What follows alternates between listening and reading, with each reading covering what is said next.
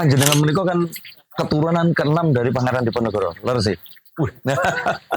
Waktu panjenengan lahir terus mengetahui bahwa ada darah seorang pahlawan nasional itu pripun? Apakah menjadi sebuah beban atau malah menjadi sebuah hal yang kalau membanggakan kan jelas. Jadi saya itu juga tahu bahwa saya itu masih keturunan dari Pangeran Diponegoro itu justru waktu kami itu masih SD. Ayah kami itu pernah memanggil, Mas, kamu itu sambil nunjukin kan ya ke kancingan ya orang itu.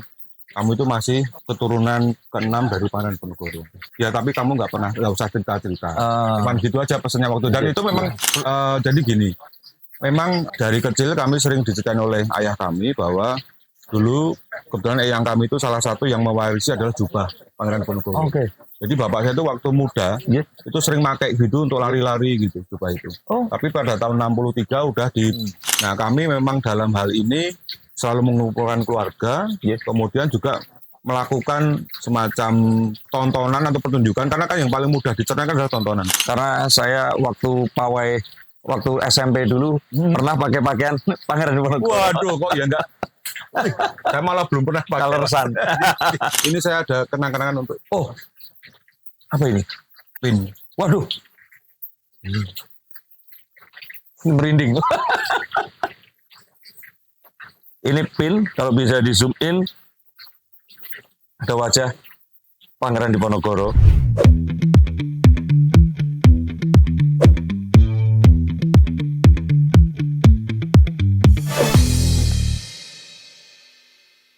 Halo Sensikers, kembali berjumpa bersama saya Denny Darko. Tidak ada yang namanya misteri. Yang ada adalah tanda-tanda yang kita semua coba untuk mengerti.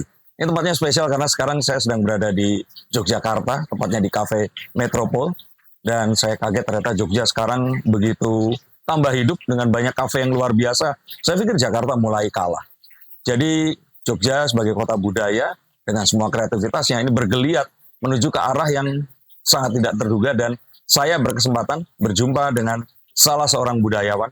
Ini tokoh sentral yang berkaitan dengan dunia kreatif juga di kota istimewa ini tadi. Saya memanggilnya dengan Pak Abro, tapi namanya ini saya sebutkan lengkap, Raden Radi Sabtoto Abro. Ya, betul. SSI MBA. Wah, tahu juga.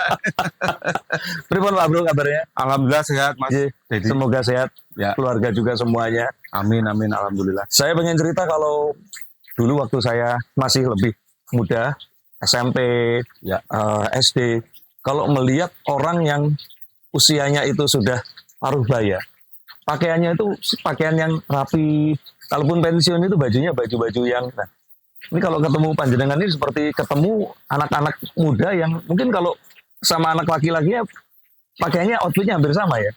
Kira-kira begitu. Karena kita juga mengikuti skena. Betul. Kalau sekarang orang bilang skena. Karena memang nyaman kok Mas kalau gini-gini. Iya betul gitu. Ya. Tapi maksudnya memang itu pun membuat diri kita itu lupa sama usia ya. Betul. Tapi juga kita tetap adaptif lah. Kadang-kadang lihat sikon kalau emang agak formal ya formal. Tapi kalau santai begini ya saya lebih suka seperti ini. Betul. Karena biasanya kalau usia-usia ya panjenengan ini kan kalaupun santai biasanya kaosnya tuh Lacoste atau kaos. Kalau ini kaos acara apa? Waktu itu ada acara pameran sablon. Oh sablon? Iya, pameran sablon di Jogja Expo Center betul. Terus kami diberi ini untuk internet ini nyaman Mas. Iya. Karena ini ada teknik khusus gitu katanya waktu itu. Oh. Gitu. Nah saya mendengar dalam waktu dekat ini Jogja ini kan banyak festival. Bahkan saat kita ngobrol ini saat ini sedang berlangsung minggu-minggu terakhirnya Artjok. Betul. Festival seni yang jadi saya kira ini tolak ukur seni rupa bahkan di Asia kalau menurut saya. Betul. Nah, saya dengar panjenengan ini dan tim-tim kreatif dan budaya yang ada di Jogja sedang merencanakan Jogja Coffee Week. Betul Mas. Jadi kita akan melaksanakan event Jogja Coffee Week yang keempat ini Mas. Tahun keempat. Besok pada tanggal 6 sampai 8 September di Jogja Expo Center. Itu adalah salah satu exhibition atau pameran kopi salah satu yang besar di Indonesia. Gitu. Dan itu di tahun yang keempat ini pasti istimewa ya, karena kalau satu festival dianggap bukan kurang sukses, tapi peminatnya sedikit pasti nggak akan bisa sampai Betul tahun sekali, ini. betul sekali. Apa rahasianya? Eh, Kami harus selalu melakukan perbaikan dari tahun ke tahun. Seperti tahun ini kita mengusung tema experience difference.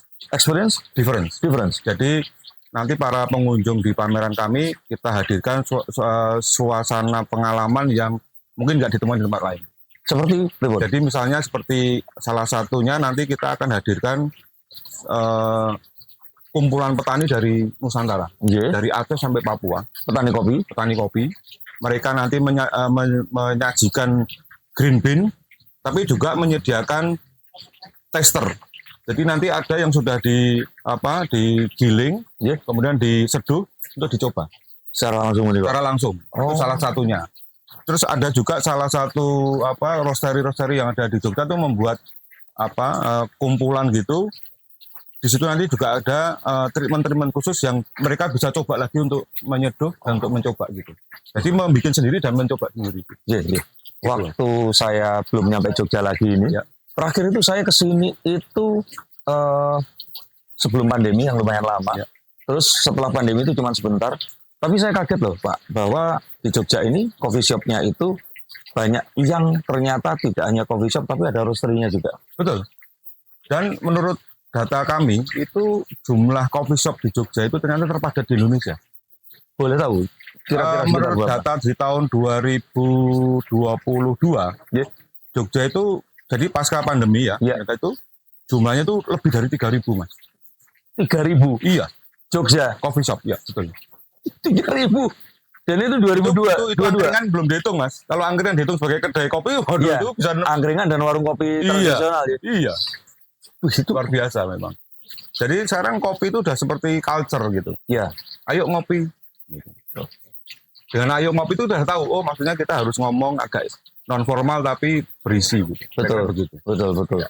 Tinggal mau di Jogja Utara, Tengah, atau Selatan. Kira-kira gitu. Iya. Dan kita ini yang kelahiran tahun 70-an ini penyintas budaya aja. Betul. Dulu seperti ini tuh nggak ada kan. Betul. Sekarang ini sangat-sangat masif dan anak-anak muda itu seakan-akan ya memang memenuhi. Kayak nggak ada gini, kalau misalkan ada orang yang fanatik di satu tempat, mereka kadang nggak di tempat lain. Mereka ini setiap buka kayaknya mereka datang nyoba, Betul. Dan kayaknya nggak ada yang sepi di Jogja di 3.000 itu tadi. Saya juga merasa, mereka itu semuanya ternyata punya konsumennya masing-masing. Dengan skala kelasnya. Apalagi sekarang ini di Jogja juga marak tentang street coffee, Mas. Street coffee? Salah satu pusatnya adalah di Kota Baru. Itu cuma dengan sepeda motor, kemudian hanya berjalan di emper-emper. Jalan gitu. Jualan kopi. Di roaster. Luar biasa ini. Itu beberapa tempat tuh sekarang mulai marak. Jadi sekarang banyak segmen kopi itu dari yang street sampai yang di tempat-tempat yang artisan tuh ya. Betul. Tambah lagi ada yang slow bar gitu. Itu juga menarik itu. Itu Mas. Berarti sebenarnya itu kalau mau dibuat sebuah dokumenter tentang kopi di Yogyakarta itu mantap sekali Mas. Tapi yang keempat ini dari 1, 2, 3, 4 tantangan apa Pak? Tantangannya memang untuk kopi itu kita harus selalu cukup serius di dalam menjalankan kompetisinya. Karena kita berharap dari daerah ini itu bisa menghasilkan juara-juara di nasional yang nanti juga bisa ke panggung dunia. Kan terbukti Indonesia ternyata cukup punya potensi untuk itu. Betul, saya dengar kemarin begitu. Ya. Kemudian juga kita harus ini untuk khusus Jogja Coffee ya. Ini kan memang karena prinsip exhibitionnya itu bisnis to customer juga bisnis to business. Sehingga kita berharap dengan adanya event ini tuh menambah pengetahuan tentang coffee shop di daerah sini. Supaya mereka tahu ini ya barang yang bagus, ini bisa langsung komparasi di sini, bisa langsung ngerti, bisa langsung konsultasi pada ahli-ahlinya. Iya. Kalau memang seperti itu berarti kompetisinya nanti itu juga salah satunya di JV ini juga ada. JCW ada. Jadi kita tahun ini itu akan nambah satu kompetisi. Biasanya kan kita pasti ada Brewers Manual Brew, kemudian ada Latte Art Championship, kemudian Cup Tester. Untuk tahun ini kita ada satu yang tahun lalu belum ada adalah Roasting Championship. Jadi lomba merosting. Kemudian besok ini untuk JCW yang keempat ini founder dari Jakarta Coffee juga mau hadir, Pak Hendri. Oke. Beliau ke sini pengen berkolaborasi dengan Jogja Coffee Week untuk tahun depan supaya kita ada collabs, karena beliau itu pencipta salah satu kompetisi Iya. Tarung 3. Tarung 3. Namanya Tarung 3. Seperti apa itu? Itu jadi kompetisinya itu kita bertiga. Iya. Ini kompetitor bertiga. Ini saling menilai. Oh. Dari 3 ini akhirnya muncul satu yang menang atas penilaian dari yang lain. Lah, tapi apakah itu bisa objektif? Kan bisa saja saling mengalahkan. Tapi tetap nggak bisa, Mas. Tetap masih begitu, itu memang itu bisa, Mas. Ternyata bisa. Dan mulai akan diadop ke dunia internasional nanti. Nah, kami besok tahun depan akan mengadakan itu. Yes.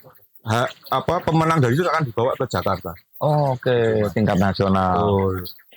Jadi Saya kami kira- terima kasih sekali itu ada founder dari Jakarta Coffee Week, Pak Hendri. Terima kasih sekali. Dan Tapi mereka juga nanti beliau juga akan menjadi salah satu dari narasumber untuk talk show kami. Gitu. luar biasa. Tapi peluang sendiri, Pak. Ya. Kalau tadi kan berbicara Jogja di mata Indonesia, nah, Indonesia di mata dunia. Perihal kopi itu seperti apa? Indonesia ini menjadi salah satu bagian penting kopi dunia, karena Indonesia itu adalah salah satu negara pengekspor kopi terbesar, kadang nomor 3, kadang nomor 4. Dan kondisi saat ini memang untuk daerah-daerah penghasil kopi seperti di Brazil itu baru paceklik, Vietnam juga baru paceklik karena musim. Ya. Indonesia agak kurang bagus tapi masih oke. Oke. Artinya kalau memang pemerintah kemudian masyarakat serius, sebenarnya itu menjadi salah satu potensi Indonesia, Mas. Untuk mengambil, Apalagi kita terkenal rasa kopi kita itu gimana sih penjelasan? Karena saya sendiri kan penikmat, bukan peminum kopi biasa, tapi tidak terlalu mengerti. Kelebihannya tuh seperti apa kalau menceritakan? Jadi kalau kopi-kopi dari Indonesia itu mempunyai ciri khas masing-masing, Mas. Seperti yang di Aceh itu punya taste khusus, kemudian yang di Lampung. Jadi kita banyak varian. Ada juga yang dari Bali, dari Temanggung, itu punya khasnya masing-masing, Mas. Memang ada yang fruity gitu, ada rasa buah-buah. Kita juga punya kopi luwak itu. Itu juga salah satu yang hype juga. Ya, di dunia kan terkenal. Betul. Di salah satu film ada juga itu dijelaskan. Bahkan salah satu kopi asli dari Jogja, yang asalnya dari Merapi, itu sangat dikenal di Rusia. Saya dengar malah dari salah satu teman, itu dibilang di sana Volcano Coffee. Volcano Coffee? Itu asalnya dari kopi Merapi. Karena Gunung Merapi kan salah satu volcano teraktif. Dengan nama itu tuh ternyata sangat hype di sana. Padahal kita yang orang Indonesia nggak menamai itu dengan volcano. Iya. Itu salah satu kerennya. Nah, Jogja ini kan sebenarnya punya 2. Satu kopi dari Merapi, satu dari Menoreh. Ini kalau kita bisa benar-benar tata dengan baik, itu bisa menjadi salah satu komoditi yang bagus ke depan, Mas. Gitu. Berbicara Menoreh. Nah, ini panjenengan menika kan keturunan ke-6 dari Pangeran Diponegoro. Lho sih. Saya mengerjakan PR saya, Pak. Ya, betul, Mas. Nah, ini nyimpang sedikit dari yang perkopian itu tadi. Waktu panjenengan lahir terus mengetahui bahwa ada darah seorang pahlawan nasional, itu pripun? Apakah menjadi sebuah beban atau malah menjadi sebuah hal yang kalau membanggakan kan jelas? Jadi saya itu juga tahu bahwa saya itu masih keturunan dari Pangeran Diponegoro itu justru waktu kami itu masih SD. Jadi waktu itu ayah kami itu pernah memanggil, Mas, kamu itu sambil nunjukin ke kancingan ya. Kamu itu masih keturunan ke-6 dari Pangeran Diponegoro. Itu kan yang foto itu kan selalu kita lihat di ruang kelas kita kan. Oh iya toh ini. Ya tapi kamu nggak usah cerita. Cuman gitu aja pesannya waktu. Dan itu memang akhirnya berjalan. Seiring waktu kita juga nggak pernah ngomong gitu. Sampai suatu akhirnya ada salah satu keluarga yang mengumpulkan kita semua. Puncaknya itu pada saat pemerintah Indonesia menerima kembalinya tongkat Kiai Cokro. Waktu itu yang menerima adalah Menteri Pendidikan, Pak Anies ya waktu itu. Kami sebagai salah satu keturunan Pangeran Diponegoro yang tinggal di Jogja, kami dari garis terah Raden Ayu Mertonegoro. dapat undangan untuk datang ke Galeri Nasional, waktu itu ikut menyaksikan itu. Disitulah mulai kita berkenal dengan Pak Peter Carey, beberapa teman saudara. Akhirnya terbentuklah paguyuban, Mas. Dari keluarga-keluarga Pangeran Diponegoro yang namanya adalah Paguyuban Trah Pangeran Diponegoro atau Patrapadi. Patrapadi. Iya, betul. Dan kemudian kami sekarang menjadi ketuanya. Luar biasa. Iya. Itu sesuatu yang mungkin orang harus tahu, karena kalau Gen Z ini nonton seperti ini nggak diceritakan, malah dikiranya panjenengan ini saudaranya Kang Emil, Ridwan Kamil. Wajahnya Iya. memiliki beberapa kesamaan, mirip gitu opa Korea. Ya. Waduh. Nah, tapi itu setelah mengetahui, berarti ada dong ya sebuah ingin juga meneruskan legacy, menceritakan perjuangan, karena saya dengar juga sedang merencanakan untuk mengadakan opera. Betul. Jadi gini, memang dari kecil kami sering diceritain oleh ayah kami bahwa dulu kebetulan eyang kami itu salah satu yang mewarisi adalah jubah Pangeran Diponegoro. Jadi bapak saya itu waktu muda itu sering pakai gitu untuk lari-lari gitu jubah itu. Tapi pada tahun 63 udah disumbangkan ke Museum Karesidenan yang ada di Magelang. Yang sekarang udah mulai itu termakan usia. Iya, termakan usia. Tapi tasih wonten itu. Masih ada. Itu masih di sana. Kemudian Paguyuban Trah Pangeran Diponegoro ini sendiri itu sebenarnya tujuannya itu hanya dua, Mas. Yang utama ya, satu adalah mempererat tali persaudaraan antar keluarga. Iya. Yang kedua adalah mensiarkan daripada perjuangan dan kepahlawanan Pangeran Diponegoro. Nah, kami memang dalam hal ini selalu mengumpulkan keluarga, kemudian juga melakukan semacam tontonan atau pertunjukan, karena kan yang paling mudah diceritakan adalah tontonan. Dan bisa kita dokumentasikan ya. Itu awalnya kita memulai dengan pertunjukan wayang kulit di Ponorogo. Gitu. Jadi wayang kulit itu kan sebenarnya luas, jadi kita bisa menceritakan sisi lain di Pangeran Diponegoro berdasarkan babat. Dan artinya itu dibuat tokohnya masing-masing. Gitu. Dan ada 60 tokoh dan itu bisa dimainkan untuk cerita-cerita Pangeran Diponegoro. Ada banyak di YouTube. Kemudian setelah itu kita juga pernah membuat pameran sastra rupa. Sastra rupa itu adalah pameran hasil karya sastra diwujudkan menjadi karya seni rupa. Dirupakan. Betul. Jadi dari Bapak Diponegoro, ini waktu itu kita jadi itu yang pertama, Mas, itu tahun 2019. Itu Bapak Diponegoro versi yang ditulis oleh Pangeran Diponegoro sendiri. Atau yang mendapatkan penghargaan dari UNESCO sebagai Memory of the World tahun 2013. Itu kita pilih 50 adegan yang menurut kami mewakili dari cerita itu, merepresentasikan itu. Dari beliau lahir sampai ditangkap. Beliau itu sempat menuliskan semacam jurnal. Jadi waktu beliau ditangkap itu kan dari Magelang dibawa ke Semarang, kemudian di Batavia, dari Batavia ke Manado. Di Manado itu 2 tahun, dan di situ beliau menulis babat. Yang akhirnya terus dipindah ke Makassar. Gitu. Nah, ternyata itu sukses, Mas.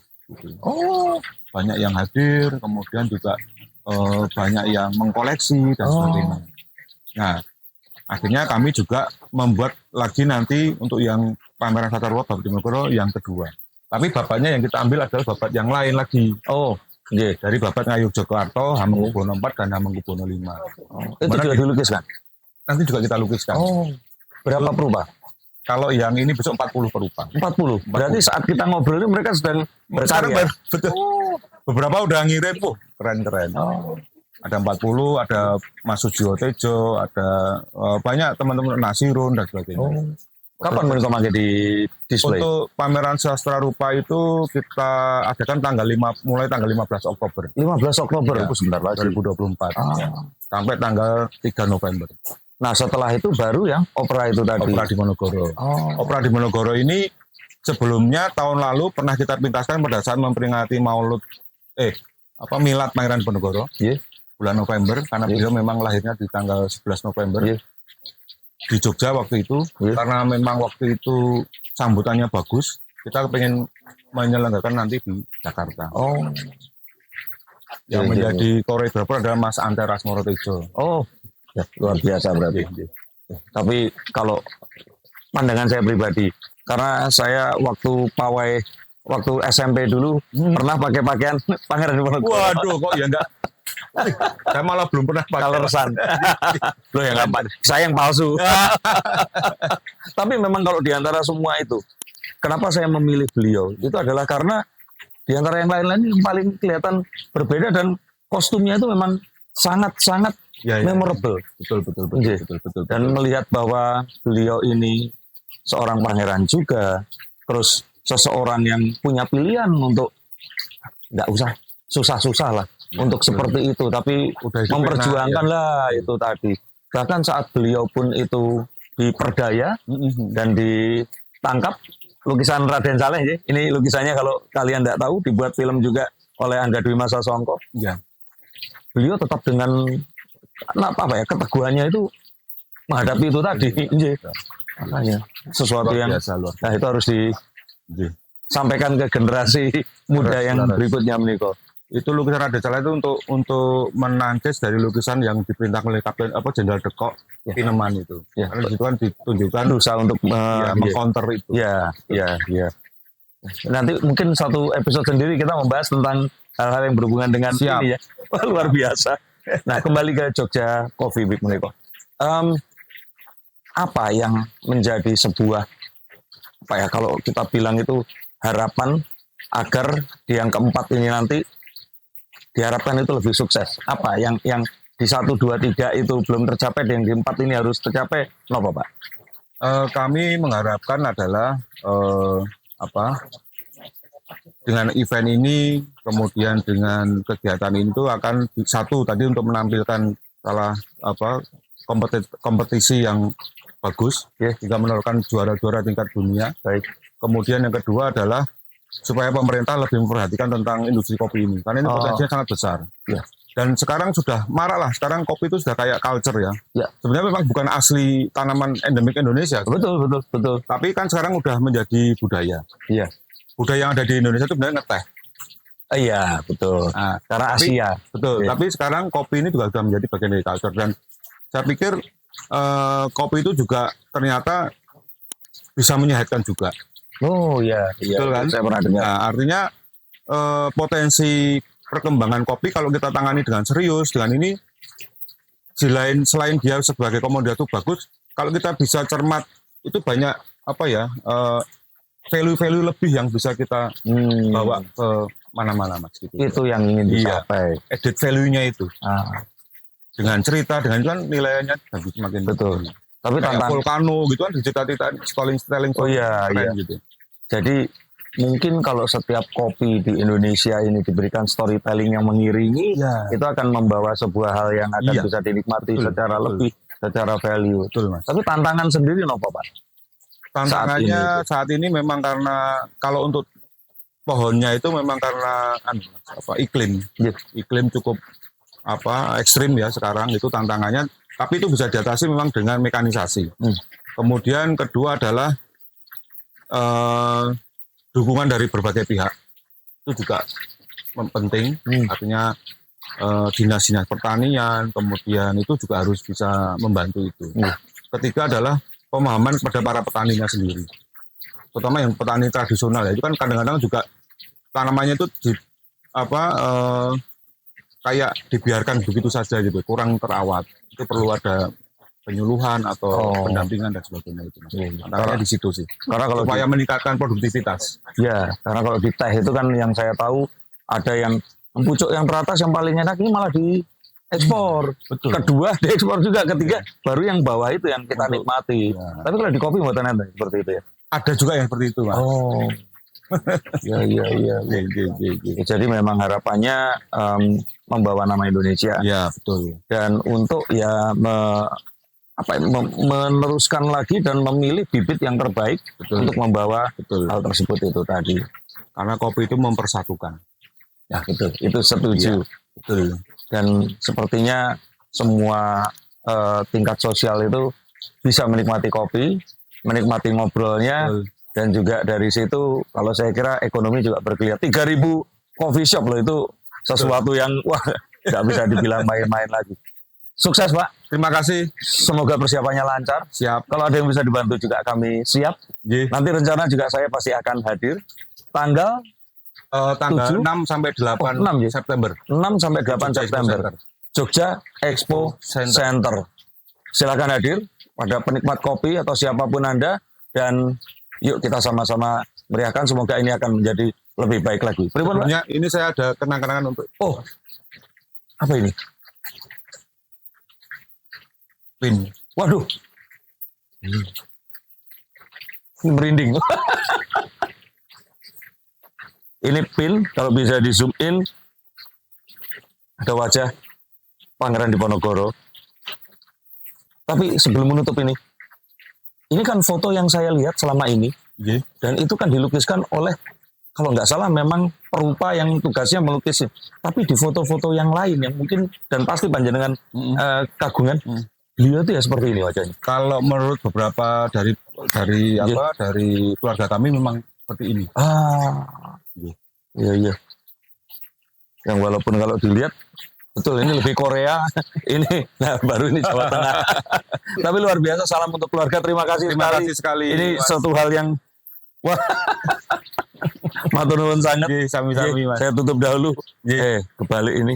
Ikuti, dan juga panjenengan ada podcast mau mulai membuat, Boleh. nah sepertinya Mau harus dibimbing. Nah, kita dukung sama-sama nanti kalau Pak Abro ini membuat, dan semoga apapun yang akan terjadi di tanggal 6 sampai 8 September. 8 September ini akan membawa Indonesia lebih dikenal, dan perkopian ini, dan akan membawa Indonesia menjadi salah satu pusat kopi dunia.